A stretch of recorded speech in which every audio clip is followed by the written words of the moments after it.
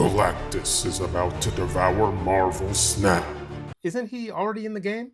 I'm talking about the new one. The new one indeed is here, but before we get to a preview, we have to do the review of Mr. Fantastic Four First Steps. That's right. So this season pass card is strong, just universally. He's very flexible. Funny. Try again. And he fits into a lot of decks, and he is just all around a fantastic card. Still funny. So if you're on the fence, he's a worthwhile card to get. As is usual with the season pass cards, or as the trend has been, is they're kind of a little on the more powerful side to encourage people to spend their money. That said, I'm always of the position you don't really need the season pass card to gain ranks. Some seasons can make it easier than others, but you're still able to win. I'd like to think that this channel is a testament to that. All the decks I create, they don't all have the season pass card in them, which means you can build decks without the season pass card and still are able to win and hit infinite. But if you still are on the fence, this is a worthwhile card to have in your collection, or just wait until it becomes free to play and get it with tokens. Galactus Fantastic Four First Steps is an interesting card overall to me. While the power isn't necessarily interesting, right? It's just a big power card. We've had those in the past. The part that is interesting is that he has a Herald. It is the next card that he sees you play. So if you have it in your hand, or if it's already on the board, then the next card you play is the card that in essence makes this Galactus triggered. I still am kind of confused on how good this is actually going to be. We have big power cards in the game already. This used to be in an earlier iteration +3 power, and that +3 power is the tipping point. +3 is usually overpowered. You saw that with Galacta. She ended up going back down to 2. There are plenty of other cards in Marvel Snap's past. I want to say Red Hulk at one point was one, where +3 is the breaking point. +3 is OP, +2 is just decent or good. And so I think this is going to be decent or good, I think. But let's talk through some of the decks to see if that holds true.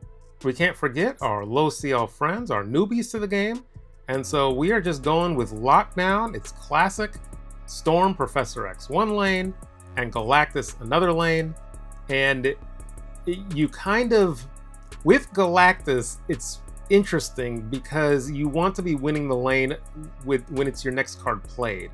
So on turn 1, you can play down Nightcrawler, and then you can just bail on that lane. Just juke them, and then maybe play Medusa middle and a Nightcrawler middle, and move Nightcrawler middle, and now you have 7 points middle and are able to buff up that Galactus. Now you play Storm in a different lane, potentially, and followed by Jessica Jones, and now you're just stressing your opponent.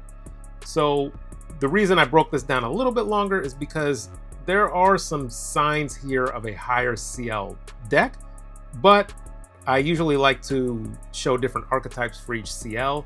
So if you have higher CL cards, I think this is one worthy of experimentation. The Lockdown style with Storm specifically, because you can really pressure your opponent early and make them have to make some decisions. For the Series 3 version, also, this is a worthy deck to be updated by higher CL cards. You have both of the goblins here, but you don't have original Galactus because he is Series 5.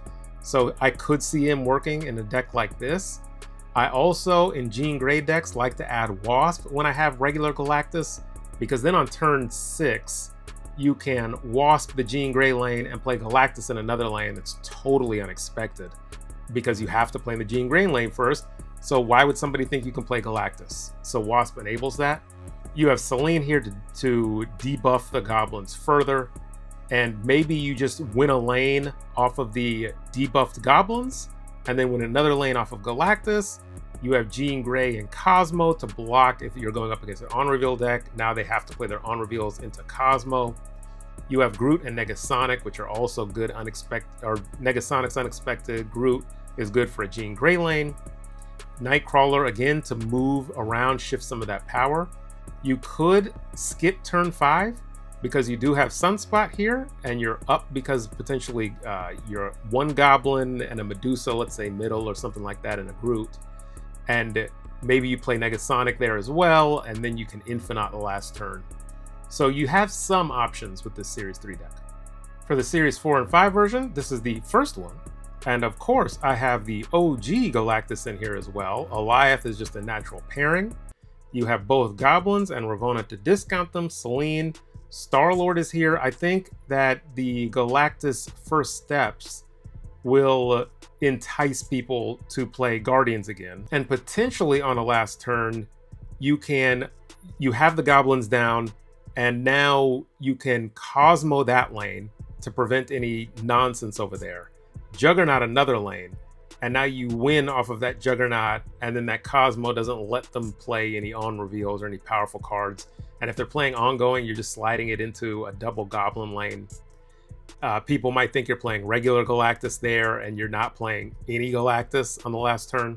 So that was interesting to me for this deck. And let's get to the next one. This one is an end of turn because I created the last one and I was like, oh yeah, didn't Invisible Woman First Steps come out? Not yet because I'm recording this early. But so she, of course, has synergy with the new Galactus. So I threw a bunch of end of turn cards in this deck as well. One of the interesting parts for this deck is on a last turn, you could Shang-Chi, Havoc, and then activate Invisible Woman. So the Havoc will be a 2/8 in combination with the Shang-Chi and any other end of turn cards that you have down that get buffed by Invisible Woman. So that's fantastic. You could also activate Invisible Woman a turn early, and now your Thaddeus Thunderbolt Ross and Adam Warlock potentially go off, and you just draw on your whole deck essentially. There's Doom 2099 in here. I'm not sold on him, but it's worth experimenting and trying out. But by the time this video comes out, people will have a better understanding of how Doom 2099 and Invisible Woman First Steps works together, so maybe that just fails out. But also, he's very replaceable in this deck. Just find another end of turn card, like say a Sunspot or something, or Fantasticar could fit in here as well. So that is this other version, and hopefully it turns out to be good. So after all that, is Nerd Dynamite going to get Galactus Fantastic Four First Steps? Yes, I will be. I cannot pass up a Galactus card. Well, I'm not convinced this is going to be a good card. It is a card I want. And the reason I wasn't convinced it was going to be a good card is because when I was theory crafting one of those decks, the one with Infinite in it, I passed over Orca, and I'm like, oh, I should put Orca in here. And anytime anybody has a thought of putting Orca in a deck, it's not going to be a good deck. So that made me wonder, because Orca is a 6/16, and this would need to go off twice, and it's just going to have variable power because you're going to draw it late, or if you draw it early, you still have to win that lane, and you might not always be able to do that to get the triggers to go off.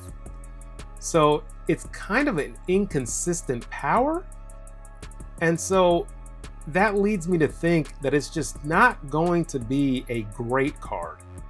I think it will be decent. I don't think it's going to be bad. So because I think at minimum it's going to be a decent card, I'm going to get it. I think it's just, I could probably craft some funny decks or amusing decks if the theory crafts don't hit the mark. And with this Herald ability, I find that to be super interesting. So I like interesting cards in my collection. So it's probably one I will be unlocking, maybe not rushing out to get. We will see when his review comes up, but I expect that I will be getting this card. Thanks to all the members of the channel, and thank you to everybody that watches this long. And for you all get a special Galactus gameplay. Okay, now we have Kitty Enjoyer. Lucio, I am sorry you have to be part of my Galactus bonus gameplay. But I'm just doing this for fun because this deck has active anti-synergy all over the place. Oscorp Tower. And the 2 goblins? Yikes. US Agent. So what we are going to do is we are going to play Rocket Raccoon here. And Groot, I'm sorry. A kitty, okay.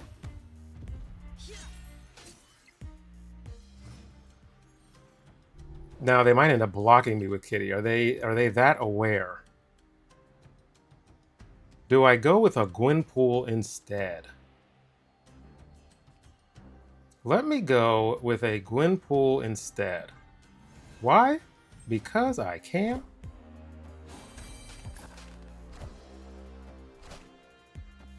The reason is I don't want to tip off that I'm a goblin deck. So that means I don't tip it off. And US Agent actively debuffs the Hobgoblin. Perfect. And they just have 3 power cards. Right? Right? They just have 3 power cards. So what could they possibly play here? All right, Galactus, do your thing.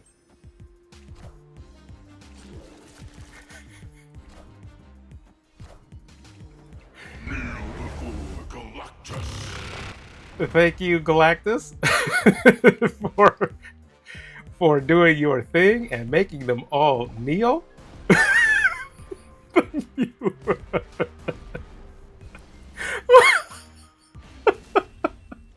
So the Gwenpool definitely confused them, because what moron plays Gwenpool with goblins? Oh boy. Oh, good. Thank you, Kitty Enjoyer, for being a good sport about it. I really appreciate it. And there is no replacing OG Galactus.